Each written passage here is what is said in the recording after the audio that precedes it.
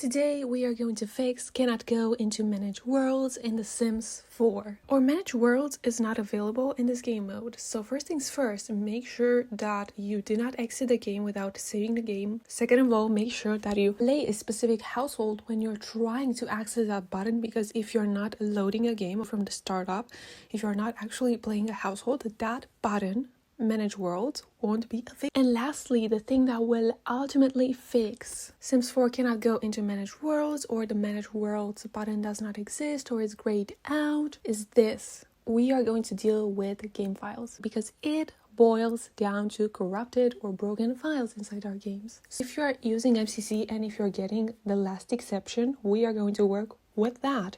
But even though you are not using that and you still don't know why you cannot go into manage worlds in The Sims 4, it also boils down to the same problematic broken files.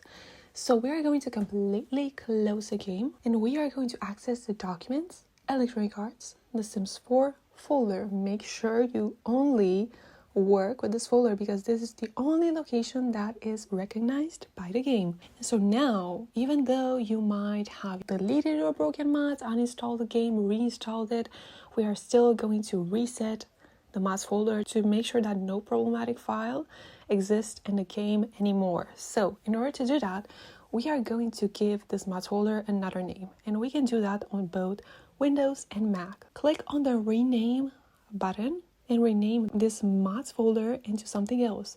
In this instance, we are going to rename it into mods old or mods backup. This doesn't mean that we need to delete it. We are going to leave it right there as a backup. And now we want to make sure to have both script mods and CC enabled in the game. We are going to launch the game. We are going to go to game options, other, and if you don't have these options showing up in other, which is enable script mods as well as allow CC and mods in the game, it could mean that you have an underage account, or that you're playing offline, or that you're playing the legacy edition, which by the way it no longer exists. But if you still have it and you haven't updated the game ever since, which is a rare case but it could still happen, that's why it's not showing up. So you need to upgrade to the normal version, which is the 64-bit version, the 32-bit one, which is the legacy edition. It should have conditioned you up until now to switch to the newest version with the EA app and with the new Origin update. So once you take both of these, apply changes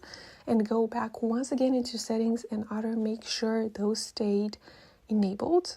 Close the game. We are going to reopen the game once again. Make sure those stayed enabled. If they didn't, I have a video that walks you through how you can make options stay enabled, or how to fix settings that won't save in The Sims 4. Now we're going to completely exit the game once again, and you should see this mods folder popping up.